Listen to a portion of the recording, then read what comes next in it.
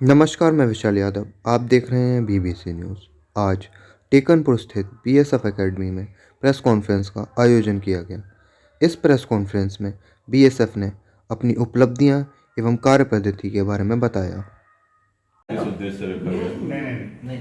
देखिए, सबसे पहले तो ग्वालियर वासियों को और पूरे देशवासियों को 73rd रिपब्लिक डे की बीएसएफ की तरफ से हार्दिक शुभकामनाएं।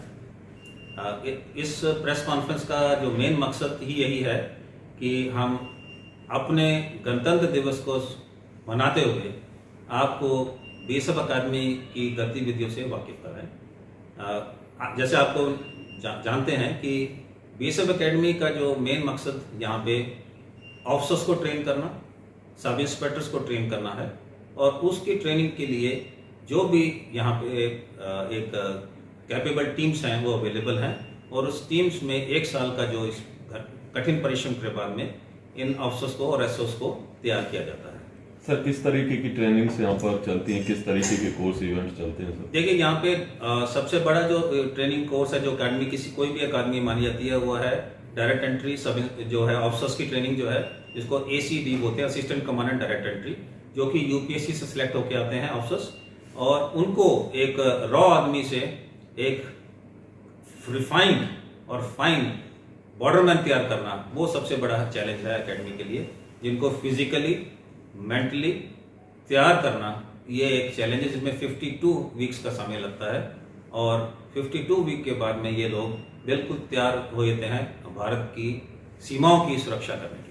गणतंत्र दिवस की क्या कुछ तैयारियां हैं, क्योंकि गणतंत्र दिवस कोविड का माहौल देखते हुए 3 हिस्सों में इसको बांटना चाहूंगा।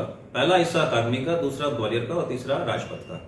पहले हिस्से में जो अकादमी में, क्योंकि कोविड का सिचुएशन अभी काफ़ी ख़राब है, तो इसको हम बिल्कुल लिमिटेड एनवायरनमेंट में और कोविड प्रोटोकॉल को ध्यान में रखते हुए कर रहे हैं। हालांकि जो हमारे गणतंत्र दिवस, क्योंकि एक बहुत महान दिन है हिंदुस्तान के लिए कि हमने अपना गणतंत्र दिवस मनाना ही है, तो इसलिए इसमें परेड का आयोजन भी किया जा रहा है, बड़ा खाना भी किया जा रहा है और इसके अलावा जवानों के साथ में सभी ऑफिसर्स और एसओस मिलकर सेलिब्रेट करेंगे इसको।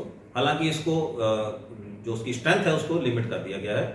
और इसके अलावा ग्वालियर में भी हमारे दस्ते जा रहे हैं जो वहाँ पे परेड में शामिल होंगे और इन दस्तों में सबसे इम्पोर्टेंट है कि हमारा जो परेड का दस्ता और हमारे जो नेशनल स्कूल ऑफ डॉग्स है वो उसमें श्वानों का दस्ता। और जहाँ तक राजपथ की बात है तो बीएसएफ का ऊंट का दस्ता तो हमेशा से ही अपने एक गरिमा छोड़ता है।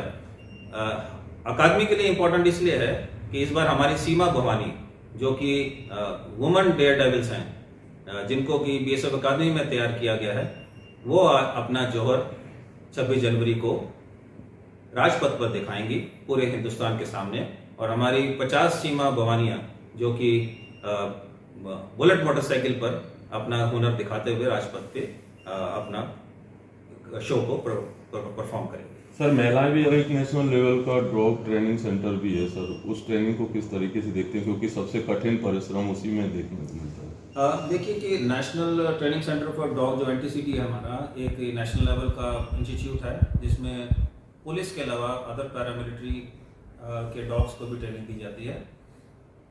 यहाँ पर अधिकतर अभी तक ट्रेनिंग जो दी गई थी उसका फोकस जो है वो इम्पोर्टेड डॉग्स और उनकी ब्रीड्स के ऊपर था। पर पिछले साल एक एक्सपेरिमेंट किया गया और उस एक्सपेरिमेंट में ये सोचा गया कि क्यों ना इंडियन ब्रीड्स को एनकरेज किया जाए। तो उस सिलसिले में 3 ब्रीड्स को हम यहाँ पे हमने ट्रायल के तौर पे लाए, जिसमें कि रामपुर हाउंड इम्पोर्टेंट है, उसके अलावा मुधोल है। और इन तीनों ब्रीड्स में हमने ये देखा कि उनकी जो फर्स्ट प्रोक्योरमेंट जो हमने की उसमें इतने हमें रिजल्ट्स अच्छे नहीं मिले, बट उनकी हमने जब ब्रीडिंग करके जब उनके बच्चों को तैयार किया उसमें हमें जो डिजायर्ड रिजल्ट्स चाहिए थे वो रिजल्ट्स हम तकरीबन अचीव कर चुके हैं। और तो मेक इन इंडिया वाला जो मकसद है वो भी यही है कि अपनी ब्रीड्स को हम एनकरेज करें। इसका सबसे बड़ा एडवांटेज जो हमें बॉर्डर सिक्योरिटी फोर्स में नज़र ये आता है कि बॉर्डर कहीं भी हो, चाहे वो हमारा पाकिस्तान के साथ बॉर्डर हो या बांग्लादेश का, काफ़ी चैलेंजिंग बॉर्डर है और एक्सट्रीम वेदर क्लाइमेट्स हैं वहाँ पे। गर्मी, सर्दी, बरसात बहुत अधिक पड़ती है। तो लोकल ब्रीड का ये फ़ायदा है कि वो क्लाइमेटिक कंडीशन से अपने आप को ऑलरेडी जो है एडजस्ट किया हुआ होता है, वो नेचुरल होता है उसके लिए। तो ऐसी ब्रीड्स को जब हम ग्राउंड पे लाते हैं तो आतंकवादियों को पकड़ने में, स्मगलर्स को पकड़ने में और देश द्रोहियों को के साथ में जो इंटरफेयर करने में इन ब्रीड्स का डेफिनेटली महत्व आगे आने वाले दिनों में अच्छा रहेगा, ये हम आशा रखते हैं। सर, सीमाओं पे जवान तो बीएसएफ दे ही रही है, लेकिन इसके अलावा कौन कौन से प्लेटफॉर्म पर आप लोग काम कर रहे हैं? जैसे आपने बताया गैस के लिए भी हमने ट्रेनिंग सेंटर बनाया है, डॉग स्क्वाड भी, और बाढ़ आता है तो कहाँ बीएसएफ काम कर रही है? देखिए, ऐसा है कि बॉर्डर सिक्योरिटी फोर्सेस का काम ही बॉर्डर्स का है। एक विजिबल फेस सेंट्रल गवर्नमेंट के बिहाफ पे बॉर्डर्स पे अगर कोई है तो वो सिर्फ बॉर्डर सिक्योरिटी फोर्स है, क्योंकि कई जगह आप जब बॉर्डर पे जाएंगे तो एक पॉसिबल नहीं है डिस्ट्रिक्ट स्टेट एडमिनिस्ट्रेशन का हर कोई नुमाइंदगा वहाँ पे हो या ना हो, पर बॉर्डर सिक्योरिटी फोर्स का जवान, बॉर्डर सिक्योरिटी फोर्स का अफसर वहाँ होना जरूरी है। इसलिए on behalf of the federal government and state government आप वहाँ एक्ट करते हो और उसका एडवांटेज ये रहता है कि किसी प्रकार की भी कोई भी वहाँ चैलेंज आता है, चाहे वो आपदा प्रबंधन में हो, चाहे लोकल असिस्टेंस के लिए हो, तो उसमें बीएसएफ हमेशा तैयार, ट्रेंड और सजग है ताकि वो इमीडिएट रिलीफ प्रोवाइड कर सके। अभी आपको ध्यान होगा पीछे ग्वालियर क्षेत्र में ही पिछले साल काफ़ी फ्लड आए।